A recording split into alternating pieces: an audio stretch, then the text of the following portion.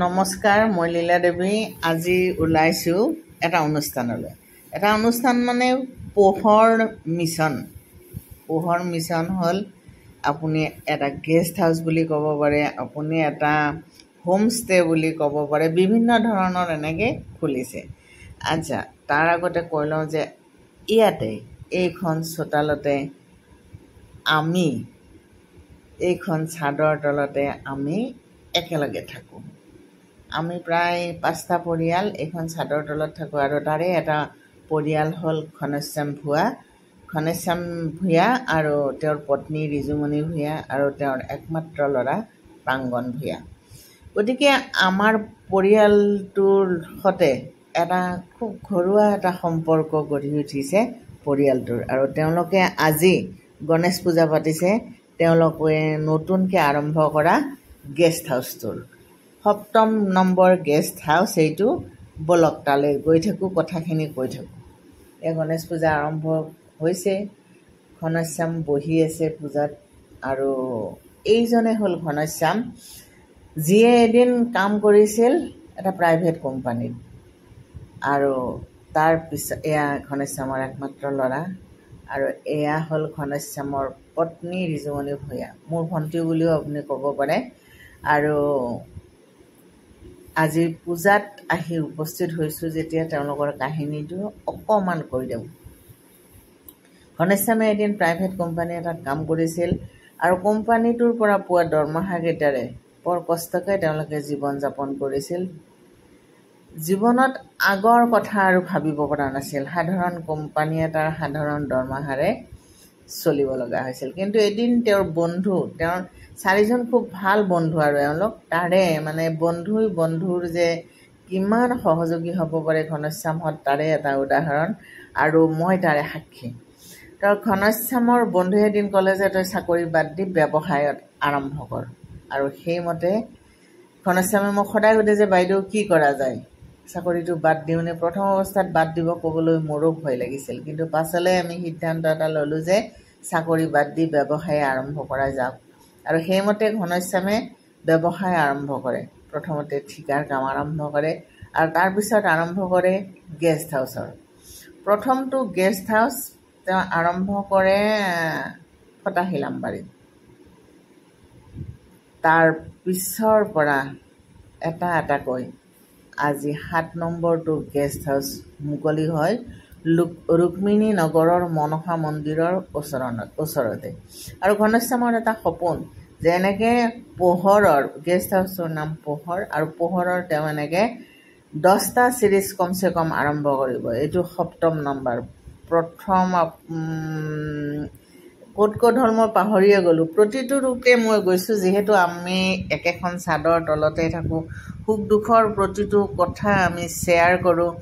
গতিকে আমাৰ সুখৰ সৈতে আমাৰ দুখৰ সৈতে আমাৰ চাদৰ তলত থকা মানুহখিনি একাত্ম হোৱাটো আমি বাঞ্ছনীয় বুলি ভাবোঁ, আৰু আচলতে প্ৰত্যেকৰ কাৰণে সেইটো দৰকাৰী কথা।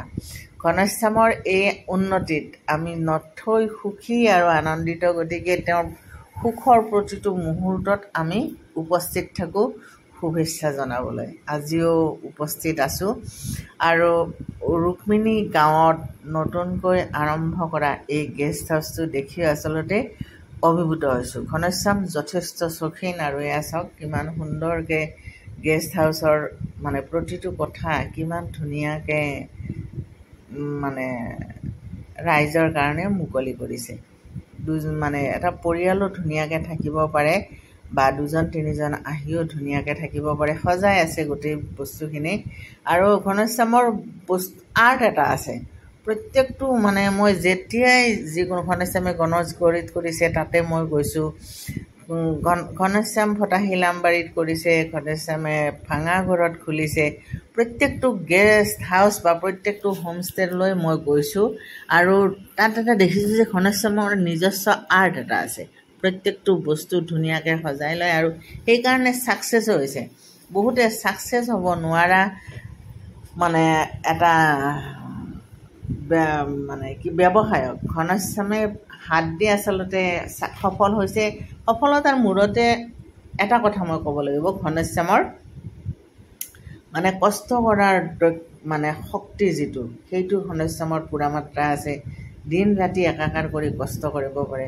ঘনশ্যামৰ পলাইটনেছ আৰু অনেষ্টি এইটো মানিব লাগিব। খুব শান্ত ভদ্ৰ নম্ৰ ল'ৰা, গতিকে ব্যৱসায়ত সেইটোও এটা গুৰুত্বপূৰ্ণ কথা। মানে যথেষ্ট অমায়িক আৰু খুব সুন্দৰ পৰিপাটি। মানে এটা ঘৰত বা এটা ৰুমত কিমানখিনি বস্তু লাগিব, কিমানখিনি বস্তু হ'লে এজন মানুহ ছেটিছফাইড হ'ব পাৰিব, এই সূক্ষ্ম কথাখিনি ঘনশ্যামে চকুৰ আগত ৰাখি এনেধৰণে সুন্দৰকৈ গেষ্ট হাউচটো সাজি উলিয়াইছে। ভাড়াত লৈছে, অৱশ্যে লিজত লৈছে তেওঁ, আৰু লিজত লৈ এনেকৈ তেওঁ নিজে নিজৰ টকা পইচা খৰচ কৰি এনেকৈ বনাই লৈছে। প্ৰত্যেকটো কোঠাই সুন্দৰকৈ বনাইছে। চবতে AC আছে, আৰু আজিকালিতো AC বেছি সময় ল'লে ঠাণ্ডাও লাগে, গতিকে তাৰ কাৰণে কম্বলৰ ব্যৱস্থা আছে।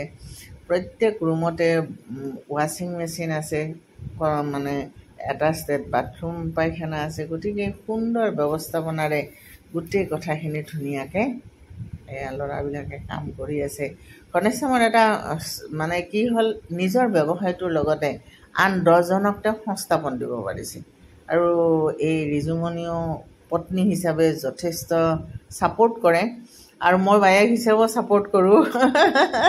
সেইটোও মানিব লাগিব কিন্তু দেই। আপুনি যদি ঘনশ্যামক কেতিয়াবা সোধে লীলা দেৱী কোন, ঘনশ্যামে এটা কথাই ক'ব যে মোৰ বাইদেউ। গতিকে সেইটোৱে সম্পৰ্কবিলাকৰ আঁত আপুনি যদি বিচাৰিবলৈ যায়, আচলতে কেতিয়াবা কিছুমান মানুহৰ লগত আপোনাৰ সম্পৰ্ক মানে তেওঁৰ লগত সম্পৰ্ক কি বুলি ক'লে আপুনি উত্তৰটো দিবলৈ কঠিন হৈ যাব, যে কি আচলতে কোনো তেজৰ সম্পৰ্ক নথকা পিছতো কিছুমান মানুহৰ সৈতে আপোনাৰ আপোন সম্পৰ্ক কিছুমান গঢ়ি উঠে, যিবিলাক সম্পৰ্কক আপুনি কোনো মানে কি আৰু তোলা চালনি জুখিব নোৱাৰে বা কোনো নম্বৰ দিব নোৱাৰে, এনেকুৱা ধৰণৰ। এইবিলাক সম্পৰ্ক অতি নিভাঁজ, আৰু এই সম্পৰ্কবিলাকত মানে কোনো স্বাৰ্থ নাই, নিস্বাৰ্থ। আজি গণেশ পূজাৰ দেওজনকো মানে বহুত বছৰ আগৰ পৰা লগ পাই আছোঁ। নলবাৰীত মানে অভয়াপুৰ নহয়, নলবাৰী ছাইডৰে গাঁওখনৰ নাম মই পাহৰিলোঁ। নলবাৰী ছাইডৰে হয়। ঘনশ্যামে যেতিয়াই কোনো এই গেষ্ট হাউচবিলাকৰ পূজা পাঠ কৰে, এই পুৰোহিতজনকে মাতে। আচলতে মানে কি আৰু চবৰে লগত চবৰে এটা সম্পৰ্ক গঢ়ি উঠে, আৰু সেই সম্পৰ্কটো এই দেওজনৰ লগত গঢ়ি উঠিছে। গতিকে এইজন দেওকে প্ৰত্যেকটো শুভ মুহূৰ্তত নিমন্ত্ৰণ কৰি আনে। আৰু চাওক, এইটো ধুনীয়াকৈ আজি ৰেডি হোৱা, ইয়াতে বহিছেও বহুতে, ময়ো বহিছোঁ। আপোনালোকৰ যদি আহে গুৱাহাটীলৈ, এইটো মানে গেষ্ট হাউচটো হ'ল আপোনাৰ ৰুক্মিণী গাঁৱৰ মনসা মন্দিৰটোৰ ওচৰতে, পোহৰ মিছন গেষ্ট হাউচ। আপুনি ফাৰ্ষ্ট ফ্ল'ৰতো থাকিব পাৰিব, ছেকেণ্ড ফ্ল'ৰতো থাকিব পাৰিব, য'ত আপুনি ইচ্ছা কৰে তাতেই পাৰিব।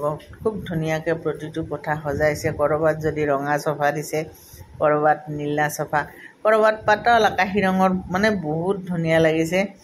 আৰু খিৰিকীৰে মানে প্ৰত্যেকটো ৰুমৰ এখন এখন ধুনীয়া খিৰিকী আছে বাহিৰৰ ফালে চাব পৰা। গতিকে ঘনশ্যামক শুভেচ্ছা জনালোঁ।